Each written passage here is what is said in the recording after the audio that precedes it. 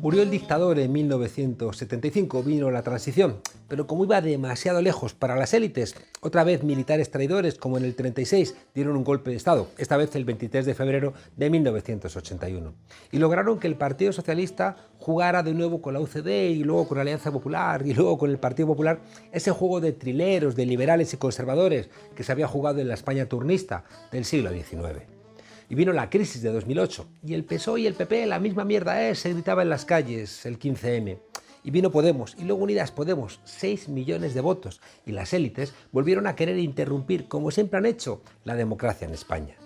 Ya no podían recurrir a un golpe de Estado como el de Primo de Rivera en el 23, o el de Franco, Mola y Sanjurjo en el 36, o el de Tejero, Milans del Bosch y el entorno de Juan Carlos I en 1981. Así que buscaron a Ciudadanos, un partido aseadito.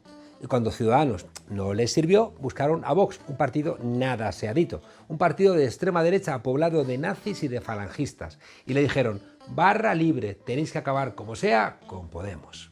Porque en España estaba prohibido que un partido a la izquierda del PSOE entrara en el gobierno.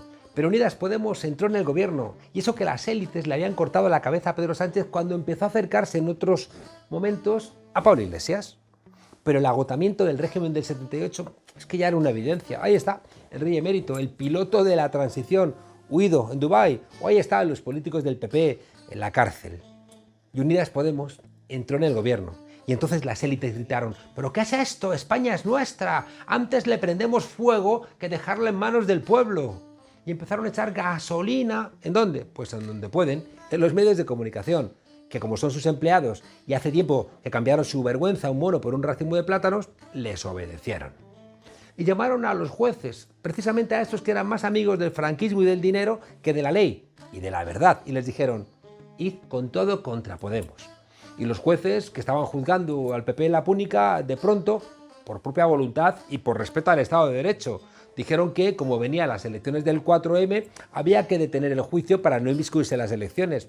Y otros jueces absolutamente comprometidos con el Estado de Derecho, anunciaban ilegales imputaciones de Irene Montero o de la exdiputada Teresa Arévalo, o alargaban juicios que tienen como única prueba las declaraciones de un empleado de Podemos envenenado por su despido. La conclusión es que los juicios al PP por corrupción se detienen en nombre del Estado de Derecho, y en nombre del mismo Estado de Derecho se inventan juicios cuyo único recorrido es mediático para intentar perjudicar a Podemos en las elecciones. Las élites pagan desde YouTube a influencers para que pidan la abstención y fomenten en los medios el voto a otros partidos de la izquierda, con tal de que no se vote a Unidas Podemos. ¿Por qué será? El lunes, jornada de reflexión, y resulta que el 100% de los periódicos impresos en Madrid salían contra Podemos, con mentiras, con campañas a favor de Ayuso o, como ha hecho el diario El País, silenciando en portada al candidato Pablo Iglesias. Los medios se han quitado la careta. Los periodistas que han pedido el voto para Ayuso o para Vox, o los periodistas que han dado una pirueta mortal para directamente insultar durante la campaña a Pablo Iglesias. Periodistas insultando a un candidato, y encima son mayoría. La precariedad en la profesión hace que o trabajas para la derecha o no trabajes. Unidas Podemos ha roto el ADN de la débil democracia española, monárquica, bipartidista, centralista, militarista, católica y clientelar. Y resulta que además ha entrado en el gobierno. Y a sus líderes les mandan balas, amenazas, querellas e insultos. ¿Por qué? Pues porque no les han podido comprar algo que ha hecho siempre la élite del poder en España desde que nos acordamos. Este 4M, tu voto vale igual que el de un fascista, el de un pijo, el de un banquero, el CEO de la Coca-Cola, el de un mercenario, el de un odiador, de un violento, de un nazi, el de Florentino Pérez. Vale igual que el voto del que quiere fusilar a 26 millones de españoles, o de la que quiere que prefieras lo malo conocido a lo bueno por conocer. Este 4M, no te quedes en casa, que esa gente, esa gente tiene el alma muy oscura. Bienvenidas a la frontera, desobedientes.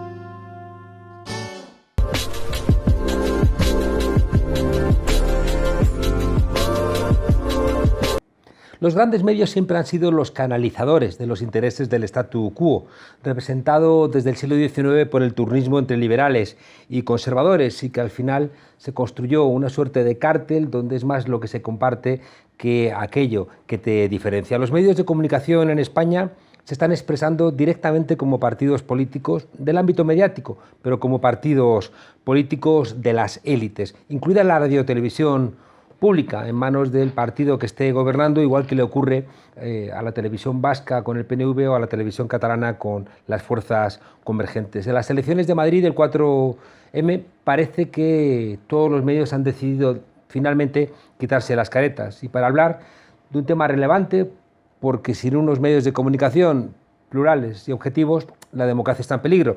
Y necesitamos a un experto, a un veterano, a Juan Tortosa, que desde los tiempos de Informe Semanal apuntaba que el periodismo o es honesto o no es periodismo. Juan, gracias por acompañarnos en un día especial de reflexión aquí en Madrid. Yo ya estoy, vamos, llevo todo el día reflexionando, ¿eh? Sí, vamos a ver el caso. Oye, Juan, Ana Rosa Quintana faltando a la verdad sobre la responsabilidad de las residencias, cuando hasta Ayuso había reconocido que eran su competencia, Susana Griso haciendo igual ensalzamiento, ¿no?, de la figura de Ayuso, Vox negando incluso amenazas de muerte en los medios de comunicación, Alsina o la COPE mintiendo día sí y día también contra Pablo Iglesias. ¿Qué ha pasado en la campaña de Madrid? Bueno, están bastante entrenados, hay que reconocer, ¿eh? O sea, llevan con el cuchillo entre los dientes, yo creo que bastante tiempo. Ahora están intentando rematar la faena porque les descuadró. O sea, yo creo que lo que rompió fundamentalmente los esquemas fue que un vicepresidente del gobierno de pronto decidiera dejar la poltrona, algo que lógicamente nadie contemplaba ni en la peor de las hipótesis furibundas contra el vicepresidente. De pronto se remangara, se fuera al barro y dijera: voy a pelear por algo en lo que creo y por consolidar aquello en que empecé a hacer hace 7 años. Yo creo que les descuadró tanto, no solo a la parte mediática, también a la política, que de alguna manera yo creo que llevan pegando manotazos fascistas en el agua las 2, 3, 4 semanas que hace que aquello se empezó a producir, porque recordemos, no ha sido solo la campaña, fue también la precampaña, y ha sido hasta el último día, porque todavía ayer el ABC salía con una portada infecta contra Pablo e Irene, que era directamente insultante para todo aquel que tenga un mínimo de inteligencia, claro. Hoy todos los medios escritos de Madrid o bien ignoran a Unidas Podemos, como hace el diario El País, o atacan directamente a Unidas Podemos o ensalzan a Ayuso, La Razón, la ABC, El Mundo. Eso tiene doble Hoy lectura. es jornada de reflexión, sí, claro. pero... No, a ellos les da igual. Digamos que de alguna manera la coartada en la que se amparan antes no eran tan descarados. Es también que total, ya en el mundo de las redes sociales ha desaparecido lo del día de reflexión. Puede ser, eso le he oído argumentar a algunos de ellos que por ahí podía ir la historia, es decir, ¿qué más da? Hasta el último minuto. Obviamente lo que hacen es rematar, y eso tiene dos lecturas. Una, aquello que lo que estábamos hablando, que es que esto es el resumen de un mes encanallado, y otro, que algunos datos tendrán probablemente para no ver tan claro que la derecha va a ganar, ¿no? Probablemente, claro, ¿no? Me llama la atención la portada de La Razón de hoy, que dice: el Consejo de Ministros del 4M choca con la ley electoral. Miembros de la Junta, siempre hay en la Junta gente nombrada por el Partido Popular, dice: miembros de la Junta avisan al Gobierno de la necesaria neutralidad en la jornada de votación. Y ellos, en portada, la corrida de toros, que cierran a la madrileña, es decir... ensalzando a Ayuso, Nacho Cano, que convirtieron, ¿no?, el 2 de mayo, que era de todos los madrileños, en un acto a mayor gloria de Ayuso. No tienen ningún tipo de pudor. No, y sobre todo tienen todo el campo para ellos. Porque si, por ejemplo, la distribución o el equilibrio existiera y hubiera un número de medios, si no similar, por lo menos mínimamente significativo, de medios que no fueran pro sistema, pero es que todos los tienen ellos. Tú decías antes, las televisiones públicas exactamente igual, las radios públicas, los medios públicos, todo está en manos de ellos, porque incluso la televisión española en este momento todavía deja mucho que desear desde hace mucho tiempo. Estamos esperando, ¿cuánto hace ya que Pedro Sánchez está en el poder? Casi 3 años, ¿no? Todavía tiene vestigios que hacen pensar que quien manda ahí es el Partido Popular. Es algo que no entiendo. Es decir, si eso pasa en la televisión pública, los medios privados, pues fíjate, que encima tienen hasta la coartada de que es legítimo que defiendan sus intereses. Todos juntos, ¿cuál es la conclusión que sacamos? Bueno, pues yo qué sé, que en todo caso tenemos derecho, por ser una empresa privada, montad vosotros una empresa privada y también hacer lo mismo, ¿no? Y parece, no nos acuséis de que estamos haciendo lo que podemos y no os quejéis de que vosotros no podéis porque no llegáis. Es un poco su punto de es vista. un bien público que está sometido a unas reglas de respeto a algo que es de todos, que no puede ser tergiversado, aunque sea por parte de empresas Estamos privadas. hablando de la realidad o de utopías, es decir, es un bien público en manos de gente que no tiene ningún interés en que sea bien público. Es decir, ¿qué interés puede tener hoy por hoy tanto el Consejo de Administración de la ABC, o de A3 Media, o de Mediaset, o de Prisa, en poner por delante de cualquier otra consideración solamente un argumento moral como el que tú acabas de decir? Yo creo que ninguna, ¿no? Hay una cosa que me extraña mucho, creo que no hay profesión más corporativa que quizá los jueces también, ¿no? De los medios de comunicación, donde parece que eso que se decía de que perro no come perro, es decir, no puedes criticar a un periodista. O sea, los periodistas piden, por ejemplo, en esta campaña directamente el voto para Ayuso, y luego cuando tú criticas a un periodista dices, no se puede señalar a periodistas. Yo creo que eso no se lo cree ya una gran parte de la profesión, empezando porque los colegios profesionales y las asociaciones de la prensa son todo menos entidades que en este momento están defendiendo los intereses. ¿Qué defiende la APM, que ayer eso no... hace unas jornadas, ¿no?, invitando a 3 personas que claramente han dicho que van a votar a la derecha y a la extrema derecha? Saquemos conclusiones, es decir, se funciona con absoluta impunidad y en ningún momento hay la sensación de que van a tener algún tipo de castigo por ello. Castigo me refiero profesional. Tú hablabas del corporativismo. Vamos a ver. Yo creo que no hay tanta sensación de corporativismo como miedo a perder privilegios por quienes ya los tuvieron, por quienes vienen arrastrando el ejercicio del periodismo desde los tiempos de la transición y que todavía siguen ahí, pontificando e intentando ser quienes marcan el paso, como puede ser Miguel Ángel Aguilar, o como puede ser Pablo Sebastián, o Fernando Jáuregui, o Isabel San Sebastián, o bueno... ¿Cuántos de ellos no estarán en la lista esa que dijo David Jiménez de los 80 periodistas que estaban en nómina por la Telefónica de Alierta? Bueno, y otra cosa más, que no recuerda uno, pero si tú coges, por ejemplo, una foto de los mundiales de Brasil, tú notas a 40 periodistas juntos, pagados por Iberdrola, que fueron todos al Mundial de Brasil. Cero gastos y a cuerpo de rey. Está lo más granado ahí, mira la foto. Piensa en quien quieras, no solo de los... Están todos ahí. Es decir, que basta con buscarlo además en internet. Algunos se ha disculpado después, ¿no?, por haber estado ahí. Yo creo que si lo ha hecho con la boca chica. Podía haber evitado tener que ir, ¿no? Es decir, yo que sí. Es decir, yo creo que hay una cierta sensación en el mundo del periodismo de que no tenías más remedio que estar colonizado por aquellos que eran los clientes publicitarios para poder hacer el desarrollo del ejercicio de tu libertad periodística, lo cual es una contradicción absoluta. Es decir, si tú quieres ser libre, ¿cómo puedes estar patrocinado, pagado o subvencionado por marcas que precisamente lo primero que te van a decir, cuidado con lo que cuentas sobre mí, ¿no? Claro, pero, por ejemplo, Zarzalejos, que aparece como un periodista de la honestidad, trabaja para Llorente y Cuenca, es decir, una empresa del IBEX 35, y por tanto tenemos que creernos que realmente es una persona ecuánime y objetiva. ¿Por qué? Pues por eso no existe, por eso creo que hay que discutir aquel punto de partida en el que estábamos hace un momento sobre el corporativismo. Yo creo que estábamos hablando de los más importantes, ¿no? Pero luego hay otro sector del periodismo, que es el que quiere llegar o el que quiere empezar, o que quiere abrirse camino a codazos y que no quiere pasar hambre.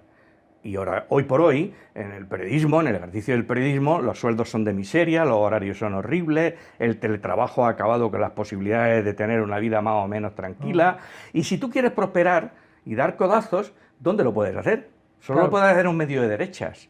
Y ahí salen los Jorge Bustos, los Albises, los no sé quién, que dice, yo aquí me tengo que comer el mundo. ¿Cómo? Donde puedo.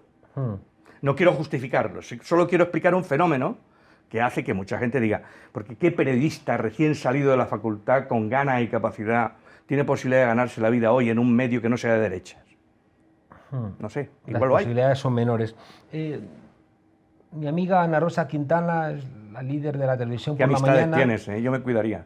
Y se enfadó mucho porque Pablo Iglesias señaló que había mentido respecto de las residencias, y mucha gente de estos medios insistieron en esa idea. No se puede mencionar a un periodista, aunque luego esos periodistas pidan el voto directamente para Ayuso. En el caso concreto de Ana Rosa, yo también, para empezar, yo creo que está amortizado y es suficientemente claro que no hay ningún tipo de discusión sobre qué tipo de intereses hay detrás de lo que significa su programa y su figura. Pero también no nos olvidemos, aunque es importante, no sé cuáles son los índices de audiencia de un programa de mañana. Tampoco son tan grandes. Es decir, yo creo que los amplificamos. No llegan a 800.000 personas. Claro, los amplificamos muchísimo. Es Unas decir, 800.000 personas claro, escucharon a Rosa. Tú tienes 600.000 seguidores en Twitter. Quiero decir, un tuit tuyo vale casi como lo que dice Ana Rosa. Es decir, y hay mucha gente que tú sabes que tienen también 1 millón, 1,5 millones, 2 millones. O sea que hay una manera de amplificar, y eso lo entendió muy bien, perdón por la cita porque me escandalizo de mí mismo, lo entendió muy bien Trump. Es decir, que tenía 60 millones de seguidores y decía que para qué iba a ir a que lo entrevistaran en un informativo donde solo tenían 20 millones de espectadores, ¿no? Es decir, ojo con darle tanta importancia a personas que a lo mejor si empezamos a quitársela, dejan de tenerlo. Las campañas electorales en Euskadi, en Galicia o en Cataluña no han tenido el nivel de agresividad de esta campaña de Madrid. Lo intentaron, ¿eh? Yo me acuerdo, ¿no fue en Alsasua donde estuvo el amigo Rivera montando el pollo provocando para ver si conseguía titulares? Intentaron encanallar. Es verdad que en Vic hizo lo mismo Abascal.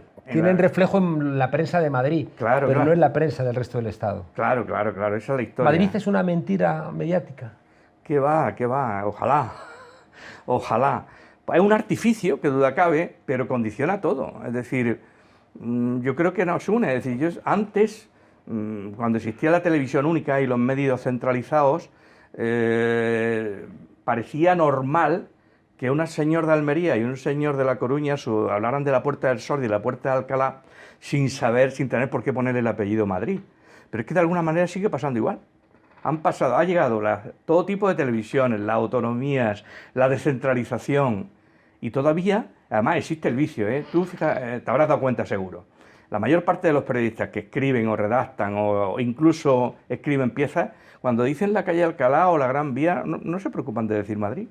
Dan por aunque sea para un telediario de Antena 3 o de Televisión Española, ya se sabe que si está hablando de la Gran Vía de Madrid. Quiero decir, hay una centralización por la actividad política, porque es la capital del Estado, porque todas las instituciones están aquí, que las asumen y las interiorizan todos aquellos que son el reflejo mediático de lo que está sucediendo. Que encima se creen poderosos. Es decir, el problema que tienen los periodistas también no es solo la capacidad de enrarecer la situación, apoyar a los fascistas, etcétera, es que ellos se creen también parte del poder. Es decir, el periodista ha perdido la perspectiva. O sea, un periodista es un notario que da fe de la actualidad y un privilegiado en nombre de todos los que no están en un sitio para dar cuenta de lo que pasa en ese sitio. Y al final lo que se creen es que ellos son el sitio también. Se han perdido la perspectiva. Y esto, que generalmente es habitual que pase fundamentalmente en otro tipo de condominios, el periodismo deportivo es un reflejo fiel, no te digo ya en el de los toros, el cultural, en el de la política es perverso, porque al final se permiten, si llegan a una cierta amistad con según qué político, y seguro que tú lo has vivido en primera persona, pedirte cuentas por lo que haces como si él estuviera a tu nivel. No digo que esté ni a otro nivel, ni más ni menos que tú, pero es otra su función. No es la de hacer política, es la de hacer periodismo. Y yo creo que se han entrelazado, se han confundido, y ahí es donde tenemos el gran problema. Es decir, el periodismo necesita un 15M, no me hartaré de decirlo. No ha pasado. Sigue estando con los mismos esquemas de hace 40 años y la gente joven está desconcertada porque no sabe cómo romper esa dinámica, si es que alguien se lo plantea, que yo creo que también.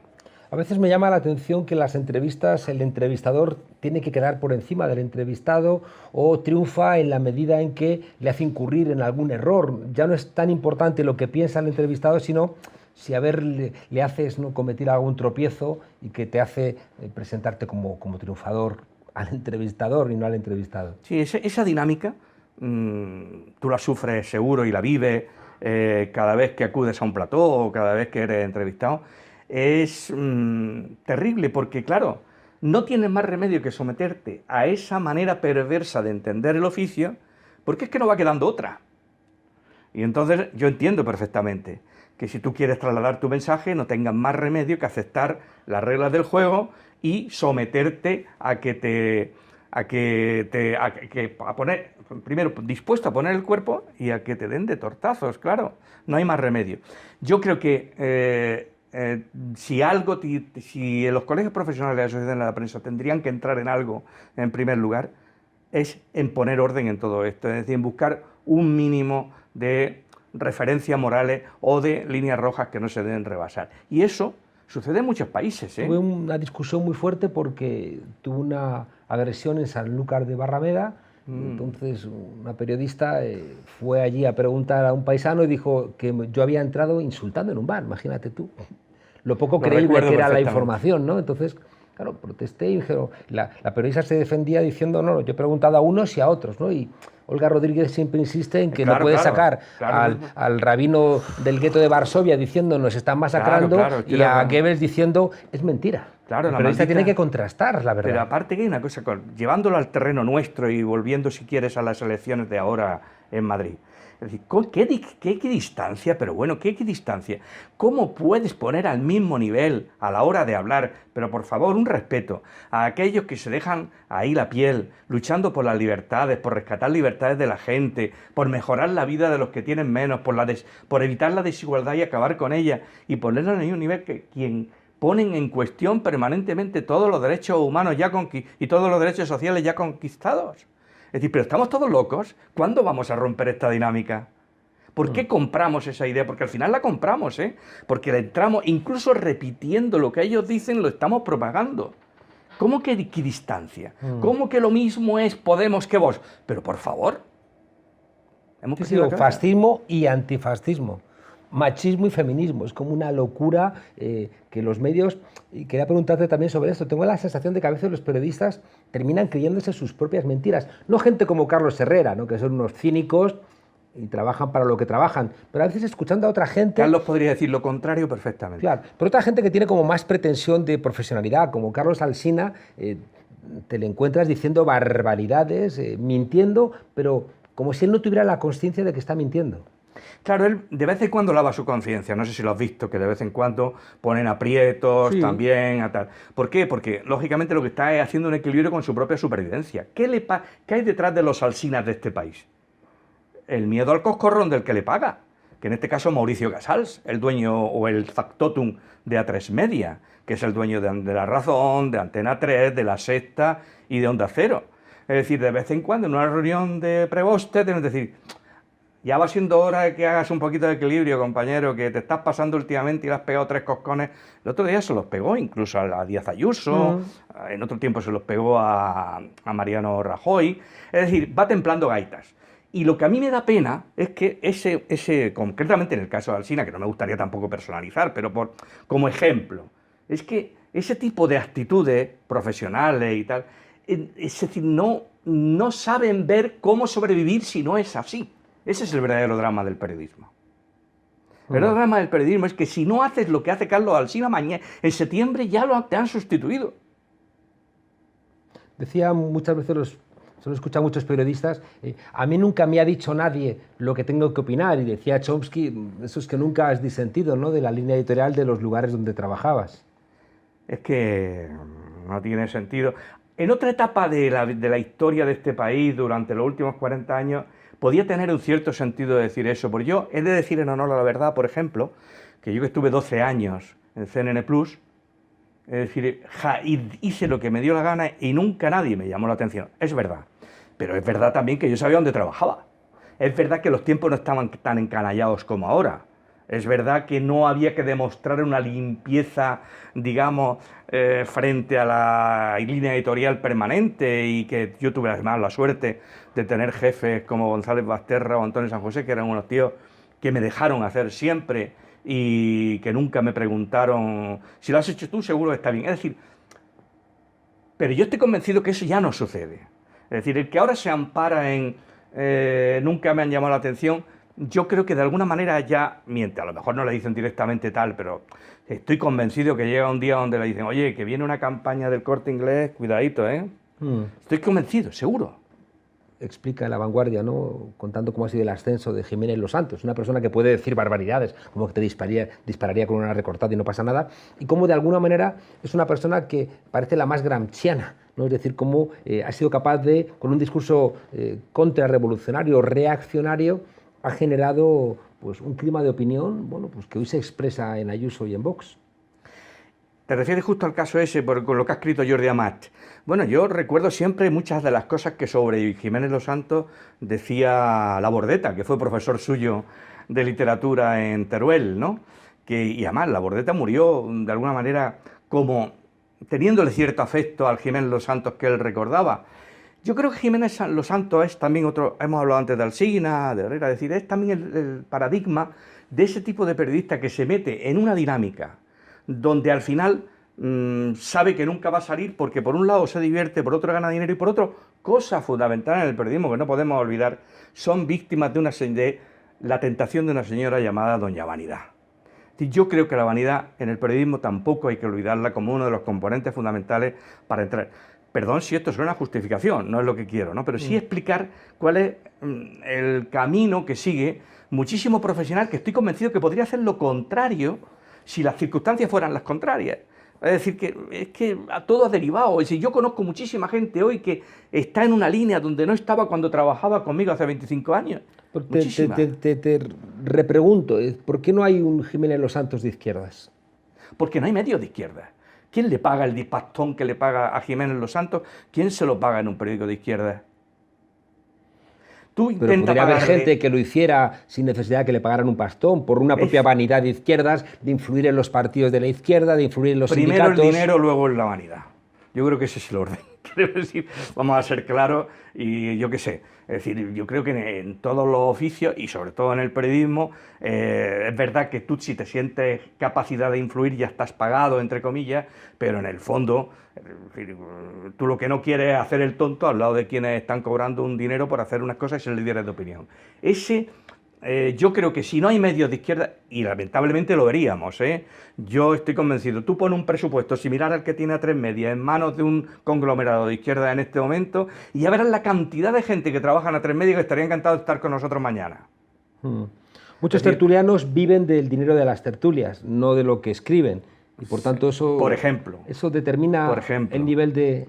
Sí, pero no solo los tertulianos, todos. Es decir, ayer me dio muchísima vergüenza el momento de Nacho Cano haciéndole la pelota a Díaz Ayuso.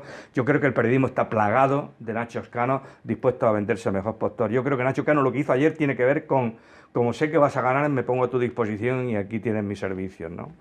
Pues bueno, el periodismo está lleno de Nachos Canos, eso es así. ¿Qué permite que un tipo como Pedro J. Ramírez, que mintió, que insultó a las víctimas del 11M, que tramó junto con Jiménez Los Santos esa gran mentira, ¿no?, de la conspiración de los atentados de Atocha, y sigue siendo un periodista reconocido en nuestro país cuando, desde un punto de vista de la sensatez y de la honestidad, tendría que estar fuera? La sensatez y la honestidad de Pedro J. está amortizada desde hace mucho tiempo, y no olvidemos que incluso antes de todo el follón del 11M, que ya han pasado un tiempo, él se jacta, y no tiene nada que mirar su bibliografía y repasarla, de haber sido el muñidor del fenómeno José María Aznar. Es decir, él es el que convierte, según él mismo, a José María Aznar en presidente del gobierno y el que le dice cómo tiene que actuar durante los primeros años. Y es verdad que administró muchísimo poder. ¿Qué pasó durante el tiempo en que Pedro J., al lado de Aznar, administró muchísimo poder y mientras estuvo en el mundo, hasta que lo echó Soraya Sáenz de Santa María, recordémoslo, y luego se consiguió resucitar? ¿Qué pasó? Pues yo creo que debe tener una agenda terrible y conocer muchos muertos en el armario de mucha gente poderosa. Si no, no lo entiendo. Y luego, bueno, pues sí, es un señor que se le sigue dando cancha, quizá como excusa, porque a la hora de la verdad, siendo el sumum de la amoralidad, por lo menos llega a tener un porcentaje de cinismo tal que hace que a su lado, gente que ha mamado a sus pechos, como Eduardo Inda, acabe siendo despreciable si se pone a comparar. Quiero decir, en el fondo, Pedro J. lo pones al lado de Eduardo Inda y acaba ganando las comparaciones. No deja de ser triste esto, pues eso es lo que tenemos.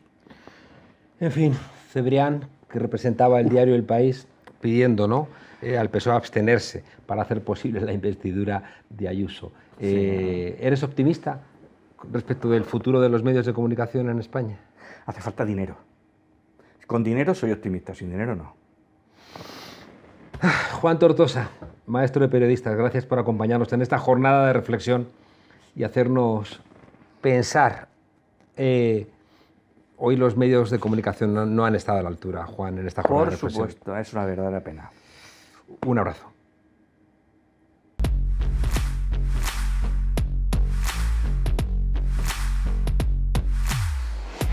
El Partido Popular ha convertido la Comunidad de Madrid en un Monopoly donde solo juegan unos pocos.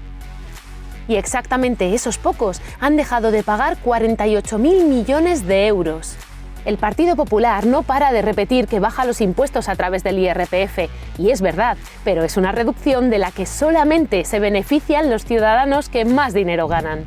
De hecho, un 48% de la población, casi la mitad de Madrid, directamente no paga el IRPF al tener bajos ingresos, por lo que esta reducción no les afecta.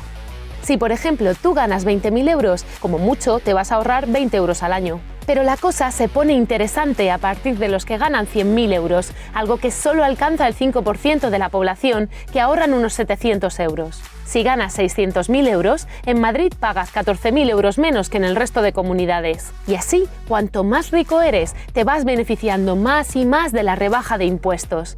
De igual forma sucede con el impuesto de sucesiones y donaciones, que en Madrid solo te hacen pagar 1 euro de cada 100 que deberías pagar en algunos casos. Y parecido pasa con las herencias y el impuesto de patrimonio.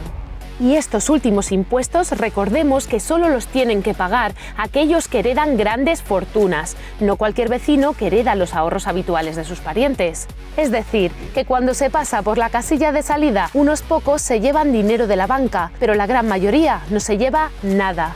Estas políticas han hecho que Madrid atraiga grandes fortunas y 6.000 contribuyentes ricos trasladaron su domicilio a la capital con tal de ahorrarse impuestos en los últimos años.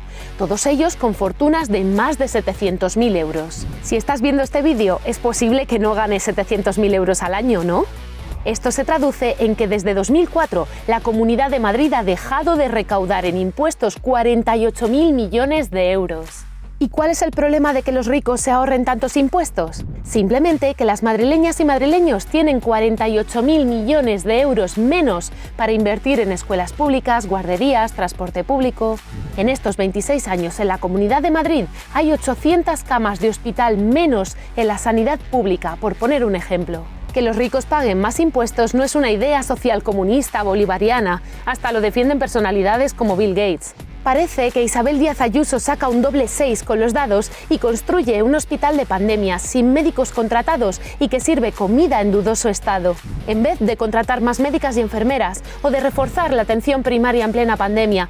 Y asegura haber salvado la hostelería, cuando es la única comunidad en toda España que no ha dado ni 1 euro en ayudas a los pequeños comercios como bares y restaurantes. Cada vez que Ayuso saca doble 6, le regala al Grupo Planeta una universidad privada y un contrato a dedo de 14 millones de euros. Y otro doble 6, y Ayuso oculta que posee el 50% de una empresa familiar. Y doble 6, cuando supuestamente presionó a Valmadrid para que prestara 400.000 euros a la empresa de su padre y nunca devolvieran el dinero. Pero Ayuso debería recordar que cuando se saca doble 6 tantas veces seguidas en el Monopoly, pierdes.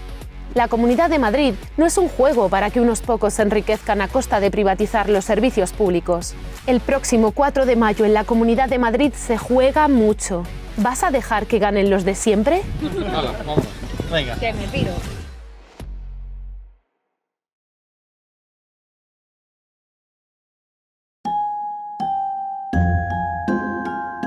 Cuando creíamos haberlo visto todo con Miguel Bosé y su declaración de la pandemia como amante bandido, llega el numerito que montó ayer Nacho Cano en el acto institucional del 2 de mayo. ¿Qué llevará las pastillas para la garganta que toman estos cantantes que envejecen tan mal? Desde los tiempos de César Augusto no habíamos asistido a un acto de pleitesía de tal tamaño. Creo que la medalla al arte y la cultura este año por haber mantenido los teatros abiertos, por ser tan valiente y ser tan buena presidenta. Fernando Galindo, un admirador, un amigo, un esclavo, un siervo. Un admirador, un esclavo, un amigo, un siervo. Y la Junta Electoral y la ley electoral. Lo de ayer en la Puerta del Sol fue un mitin electoral del Partido Popular pagado con el dinero de los madrileños y las madrileñas. Después, además, de quitarle la señal directa a Telemadrid, es decir, pagando a una empresa privada. No fuera a salir el acto un poquito objetivo. Para más recochineo, el masaje de Nacho Cano fue reproducido urbi et orbi en el Twitter oficial de la Comunidad de Madrid, sí, el oficial. O sea, pagado también con el dinero de todos. Vamos, que Nacho Cano es verdad que siempre ha sido muy obediente. A su grupo lo pagó su padre, que era constructor, y les dijo que se tenían que llamar como él firmaba, M. Cano. Vamos, órdenes de los que pagan. Esto es lo que le espera a Madrid de ganar Isabel Díaz Ayuso, seguir gestionando las instituciones como si fuera el apartamento que le dejó Sarasola. Lo mejor de nuestra historia lo representan algunos de los premiados en esta ocasión. El orgullo, en definitiva, que supone el reconocimiento al trabajo realizado. ¿De verdad una persona que fue pillada desviando productos cosméticos en un hipermercado representa lo mejor de la historia de Madrid, sin contar lo del máster y lo de su asistente? ¿Por qué no otorgar la medalla de oro póstuma, no sé, a Luis Candelas? Porque más honra tenía el bandolero y su banda que Cifuentes y su asistente, que por cierto terminará en la cárcel por falsificar las actas de su jefa. Sin ningún tipo de rubor, la expresidenta en su agradecimiento auguró a Díaz Ayuso todo el éxito, que será el éxito de todos los madrileños. Los mensajes que recibía Franco en la Plaza de Oriente me parecían incluso menos explícitos. Así se entiende un poco mejor que el gobierno regional impidiera a Telemadrid lanzar la señal del evento. Se comprende mejor que la campaña electoral terminara el día 2 de mayo, como también es muy sospechoso que las elecciones sean en día laborable. Estos no dan una puntada sin hilo. Vamos, es que estos ganan las elecciones siempre dopados, de una manera o de otra. Dice Ayuso que en Madrid no te encuentras con tu ex. Bueno, tampoco encontramos el máster de Casado, ni el de Cifuentes, ni los papeles de Bárcenas, ni el contrato del apartotel de Quique Sarasola, o la factura de este mitin disfrazado de acto institucional. Igual que en España no encontramos los restos de Federico García Lorca, ni a los 114.000 españoles que están todavía en fosas comunes, ni encontramos a Fraga condenando el golpe del 36, ni a Bascal haciendo la mili, ni a Rocío Monasterio firmando bien proyectos arquitectónicos, ni el carnet de conducir del asesino imprudente Carromero, ni a los presidentes de la Comunidad de Madrid del PP con el certificado de penales o juicios limpio, ni tampoco a un tesorero del PP que no esté en la cárcel, imputado o muerto. En la Puerta del Sol suenan entre los gritos de la memoria de los torturados en esas dependencias las botellas descorchadas de champán, las uvas con la sonrisa alada, el alquitrán con sobrecostes y las corruptelas del PP, y alguna pija frívola y borracha haciendo chistes con el hecho de que el mantenido Carromero mató a una persona en Cuba por conducir en una zona de obras con exceso de velocidad y sin carnet. Una pija frívola que se ríe en la ciudad de las residencias convertidas en cementerios. Una pija mantenida por sus padres que confunde sus risas, su vida chupiguay con hacer política en un país en mitad de una tragedia.